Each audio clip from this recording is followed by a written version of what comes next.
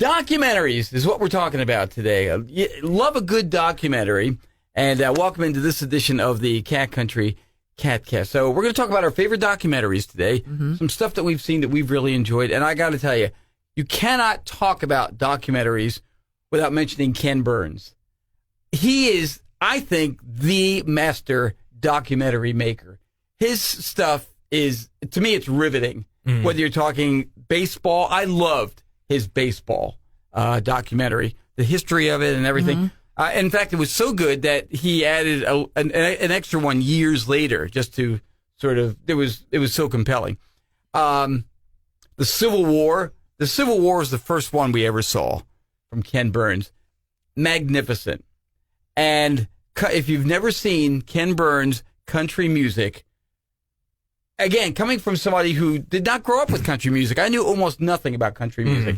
I looked at that and it made me appreciate the genre even more. Yeah. So Ken Burns is just amazing. I'll tell you, the narrator that gets my ears a going is David Attenborough. He narrates and voices many documentaries, from nature documentaries to, even political things. He does a lot. Hearing his voice is just so appealing, and it's so nice on the ears. You know what I mean? It's true. Yeah. His nature stuff is amazing. Yes. All right, I'm going to follow up on Kevin's with the investigation of Lucy Letby. Ooh. Married to a law enforcement officer, we watch a lot of crime documentaries. We do too. A lot. And in fact, Jordan J. and I, we kind of trade notes on a lot of documentaries because we kind of like the same things. Yeah. So, Jordan, if you've watched any of these, feel free to piggyback. So Lucy Letby is a former British neonatal intensive care unit nurse, and she was accused of the murder of 7 infants and possibly the attempted murder of another 7. I mean, one of the hottest cases in Britain. How horrible. Yeah, it really is. But I mean, it's like you watch this and it's like she kind of had the whole Florence Nightingale effect going. Yeah. She was trying to make the kids sick so then she could swoop in there and make them better. It's a Munchausen by proxy thing going on. Yeah, it was really, just bizarre. And you just felt so awful for the families. It truly was. True crime is a huge element of documentaries. I mean, so I don't know what the percentage is, but I wouldn't be surprised if it turns out that the biggest topic for documentaries is true crime. Sure. They made a movie about this documentary not movie, I guess a TV show that I think is still going on, but it's the Murdochs, you know what I'm talking about? So there's this documentary before there was the show, but is, about this basically real renowned lawyer, and he ended up, he takes out his wife. I think he also murdered his son as well. But because of the family of who they were and everything, they didn't and where they were. They kind of had like the power of the town kind of situation. And so that was a really good documentary of and then the show is really good too. I like when they adapt documentaries into shows as well, because it makes it's weird because it's all real. It all happens. So when you're actually watching it acted out, it's even more you feel like you're watching something you're not supposed to be watching. Right. You know what I mean? Right. It's a similar, it's different, but it's similar to, the movie Song Sung Blue with Hugh Jackman and Goldie Hawn's daughter. What's her name? Kate Hudson. Okay. That is actually up for an Oscar, I think, but it's based on a true story. And there was a documentary after the movie. The movie came out first, and then they showed a documentary that was filmed by the actual people. Oh, wow. Who were doing the Neil Diamond impression, Neil Diamond tribute. Right. The couple. But it's weird how, again, documentary and real life sort of melded together. Yeah. So, by the way, as I said before, Hugh Jackman and Kate Hudson, they made this couple look a lot better than they really are. I'm just saying. Don't expect to see Hugh Jackman and Kate Hudson when you look at the real couple. Okay, that's all I'm saying. Sometimes they do cast pretty good, though. Sometimes. Yeah. Hey, listen, anybody, if Hugh Jackman ever wants to play me, dude, go for it, okay? So the husband likes sports documentaries, and, he liked Netflix The Quarterback. Oh, yeah, that was good. Yeah, I was yeah. a big fan of Netflix The Last Dance, and it was all about the championship season for the Chicago Bulls in 97, 98. I was a kid of the 80s, junior high kid in the 90s, and I played basketball. There were not a lot of women role models then, but every kid in every gym in town wanted to be like Mike. Oh, yeah. The man could yes. fly. I mean, he was just a triple threat. He could do it all. And everybody I knew, we all wanted to be him. Mm-hmm. Well, that sense of talent. Everyone was like a fan of the Bulls. Like I didn't know those mid '80s Bulls teams with Phil Jackson as the coach. Yeah. I mean, you look at the lineup on there. You got Michael Jordan. You got Scottie Pippen. Yeah. You got what's his name who dressed like women. Who am I Dennis talking? Rodman? Dennis Rodman. Yeah, I mean those guys were like incredible. And you want to talk about setting the bar high for success. Forget it, you know. No kidding. Like, it's like not only the dream team, but also like I said, back in the day, I knew everyone I knew was a Chicago Bulls fan. Like, it wasn't like a single oh no, that team's terrible. Everyone's like, no, that's a good team to root for. It's even better than the Lakers, you know. Because now they're like, oh yeah, everybody's the Lakers, you know. But, definitely. Yeah, there you go. I'll tell you another documentary that I loved. And it wasn't a crime or anything like that, but it was about Woodstock '99. Oh, it's like did you watch that one? It's so good. If you haven't seen it, I believe it's on Netflix, but it's basically the Woodstock 2. They tried to do it again. They tried to bring the original Woodstock back, man. It was nothing. And the craziest part is like the same like event organizers, the same planners. They all were like in on it. They all made it again. And what happened was there's this group called Korn, really good. Korn. Yeah, it started with a K. They're hardcore rock, right? And so they very, very much popular during the 90s. Yep. And they hit the scene hardcore, and there were hardcore people that liked them. Anyway, they came out and they warming up the crowd.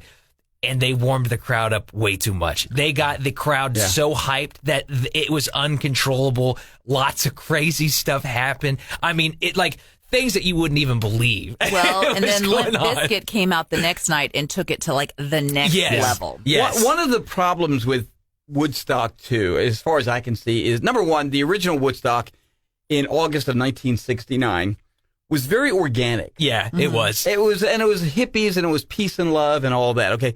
This one was very corporate. Yes. And they were there was money to be made there. And almost nobody paid for the original Woodstock. They're like, you paid to get in here? You know what I mean? It was like they shut down the New York State Thruway. So it was insane. It's funny because you're right. Like the first one was very love and peace kind of situation. Yeah. This one went way off the rails. Not that. Well, and I wanted to watch it because little Erin Hart at that point was 21 years old. And her friends actually talked about going to Woodstock too. Until we looked at. Aren't you glad you didn't? Yeah. Oh my God. Especially we looked at the ticket prices. That was the detractor for us. It was just way out of our price range.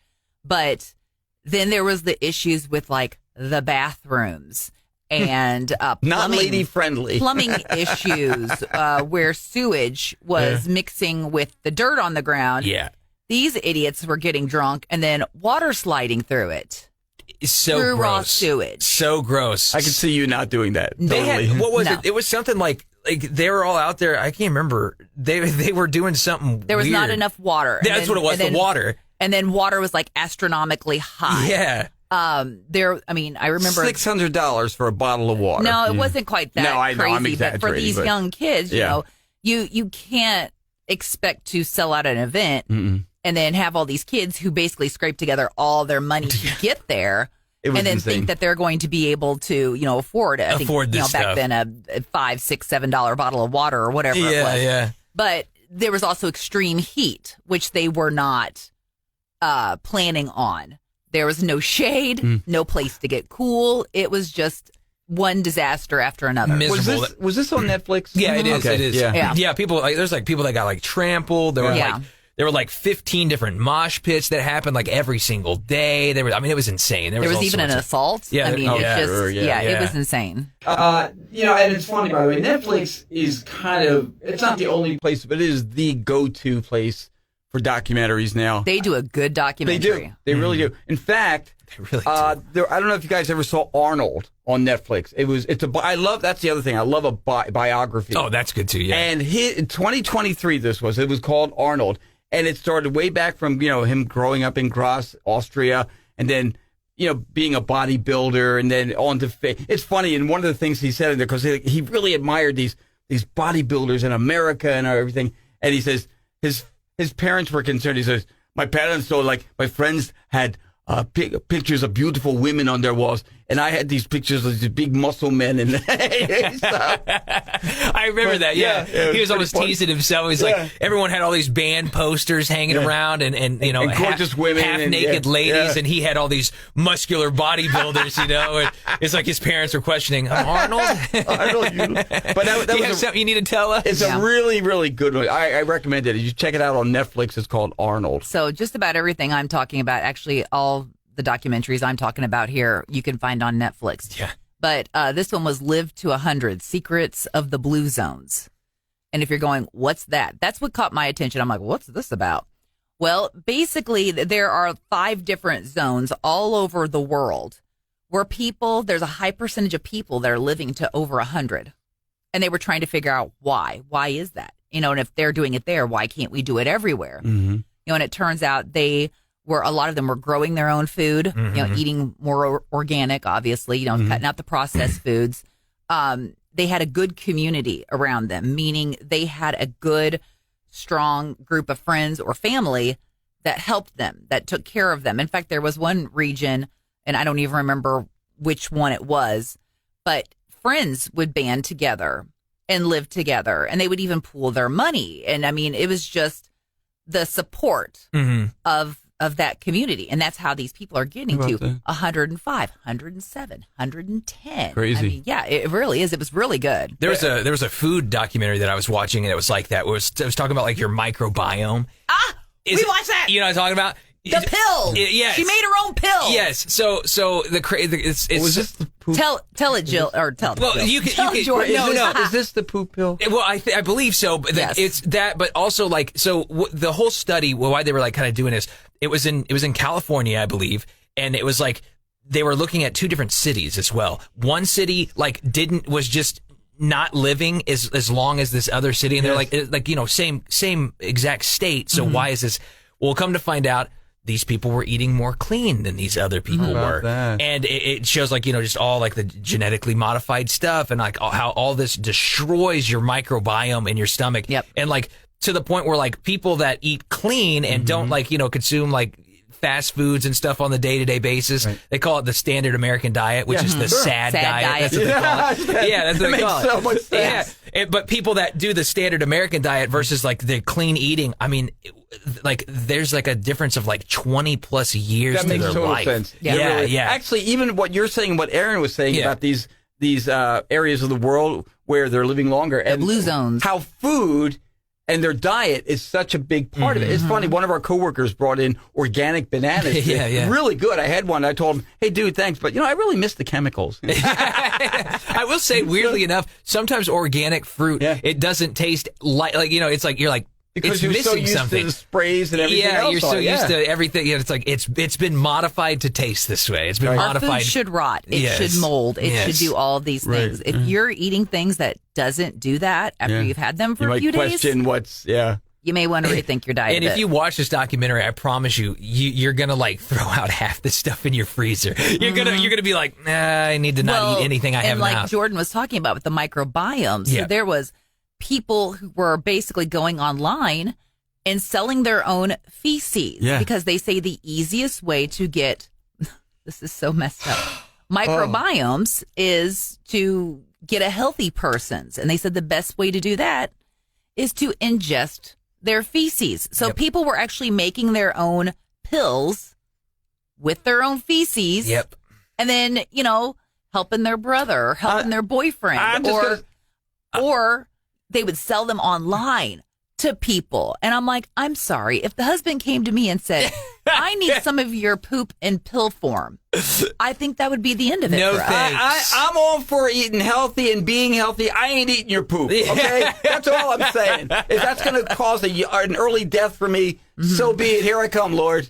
Okay? I think there was it was another documentary like attached to that where it was like they wanted to like see how real and with true the twins. with the twins. So what they did was they found twins, and one twin would eat very clean and healthy. The other twin, they could do whatever, they could live how they're living now with no restrictions. Right. And come to find out, like the healthy twin twin had all these extra benefits, and they were like, your projected life is like you're going to live 15, 20, 25 years longer than this person. It's just nuts. I think we all saw Super Size Me. Yes, I remember that. Which was a great documentary. If you're not familiar, this guy went on a diet. His girlfriend was there with him. This guy went on a diet of nothing but McDonald's. It was 30 days, I believe. I believe so. And it was like breakfast, lunch, dinner. Everything. He would mix it up sometimes, but it was always McDonald's, okay? And she's following him along, and she's every day, she's doing various tests on him. She was a nurse, right? I think so. Something like that. She was in the healthcare industry. But she was checking every day, like his vitals and everything else like that. And he was quickly going downhill. And at the end of the 30 days, I don't know how many pounds he gained, but it was not pretty. This poor guy, he was in pain. And she actually had to put him on a cleanse after he was done. And I'm sure the McDonald's people would look at that and they probably had an answer to it. I don't know what. Yeah, I'm sure they would say, like, our product is only meant for moderation, yada, yada, whatever. I don't know. But look, as somebody who used to consume a lot of McDonald's, I will say that I watched that and I still continued to eat as much as I did. But once it starts affecting you personally, then you start thinking about that in a different way. Yeah. So. Another one we watched was Unknown Number, the high school catfish. Ooh. So this teenage girl and her boyfriend keep getting all these harassing text messages. And it just goes from, annoying to vile to, borderline dangerous.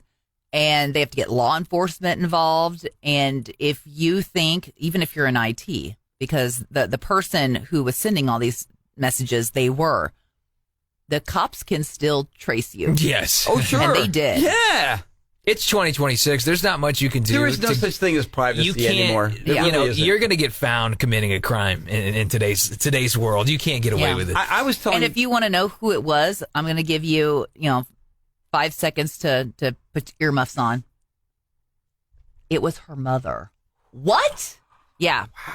Yeah. Watch it. It's a good one. You can watch again. You can listen again. There we go.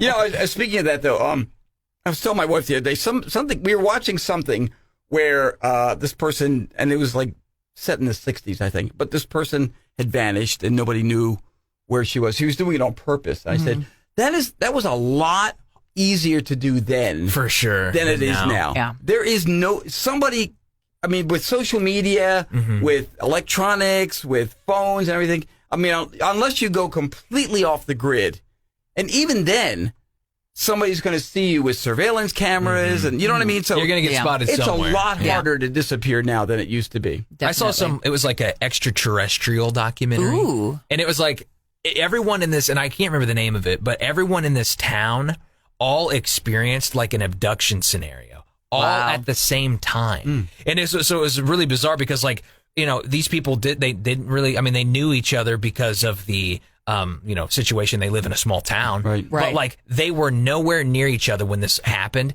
Like some person was on their farm in their tractor. Another family was just getting home from a movie. Like there's all these things where they all got abducted at the same time. Like at the same time. Wow. They all experienced this giant bright white light, and they all were in a room together. And wild. Yeah. And they have and everyone can tell. They're like, yeah, I saw you and remember you there. And everyone, it was crazy. It was super bizarre. Hey, Earl, you're going to get probed, man. I'm trying to remember what this documentary was, unexplained events or something I can't remember what it was. I'd love to watch that. Yeah, but it was so cool and interesting because it's not all of these people can be lying the exact same way when they don't know each other. You know what I mean? It was everyone's scenario was so intertwined, and the way things happen is and it all happened in this one town. It was so crazy. That's wild. We're talking about documentaries here, good ones that we've seen, and ain't nothing like a good documentary to keep you. And a lot of times too, documentaries,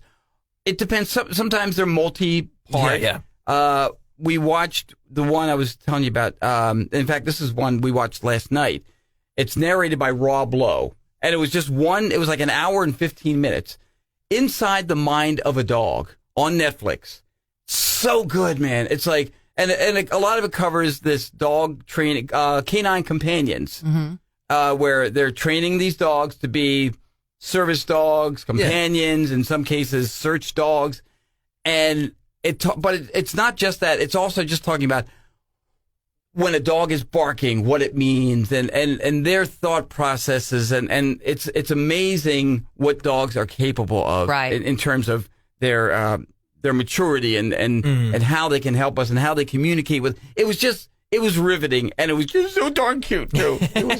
I fully believe animals are like way smarter than we even think. Yeah. Like I feel like they understand and know way more than we give them credit for. One of the examples they gave, because they say, okay, humans' closest relative are the primates, the apes and everything. Okay, they said, here's something that apes can't do. They'll teach a dog to. There was a couple of treats, one here, and they would point at the treat, and the dog learned to go to that treat. With the monkey, here's the treat, same situation. They point to the treat, monkey goes over there.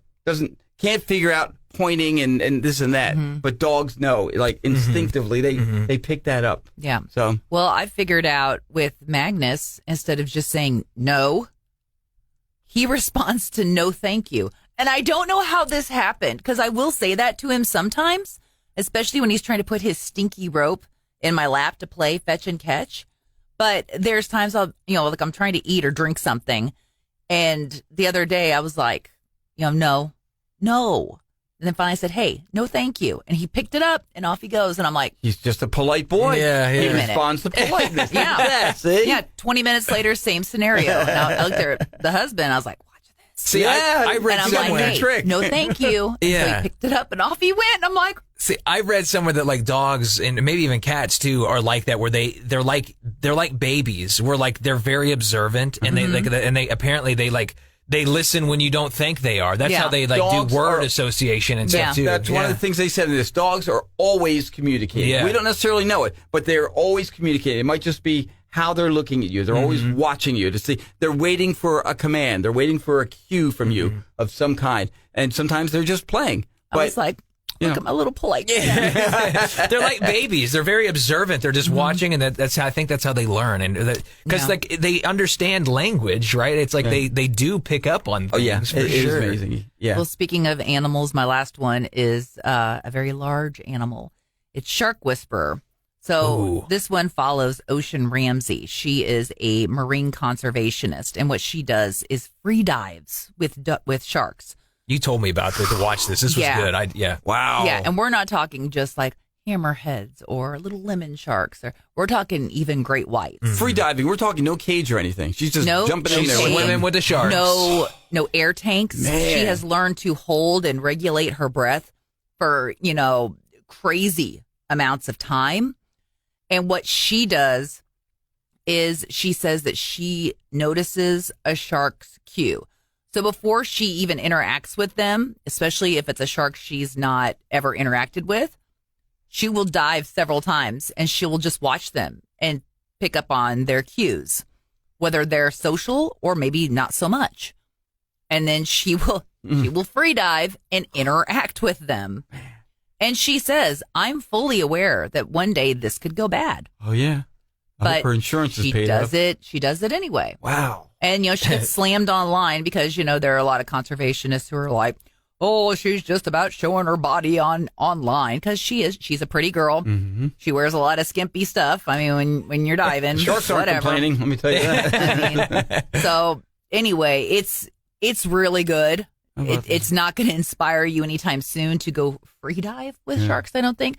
But it's crazy, some of the interactions. Yeah. And in some cases, even it looks like the bond that she's made with several sharks. And there was this one that she talked about had a big fishing hook in her mouth.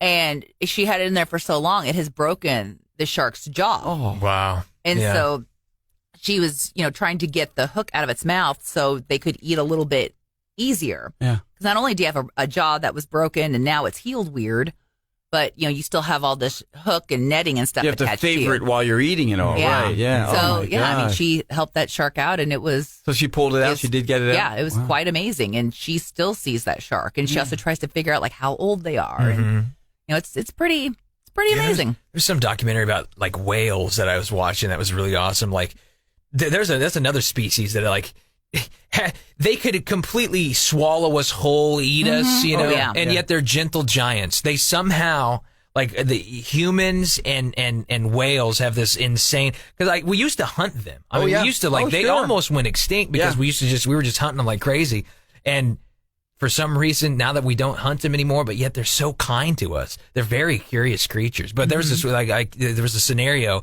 where this one lady was like drowning, and this whale just saves her, her life. Like swam underneath her, like brought her up. It was like insane. Well, we've heard stories of dolphins that too, who are helping. People who the boat capsizes or whatever, and here they are, and they're keeping them afloat, I guess, until help arrives. I've heard that apparently dolphins remember people too. Yeah. Like they bond with people like humans bond with each other. It's interesting.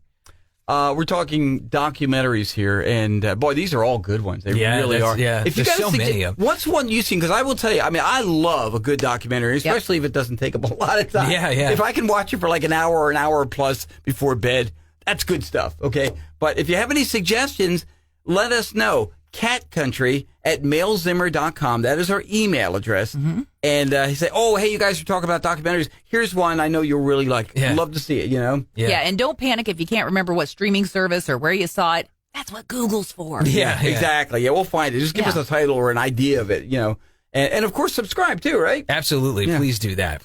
We always are looking for more subscribers. Hit the subscribe button, and we'd love to have you as more part of this. And this is the latest edition. We appreciate your being along. The Cat Country KATcast.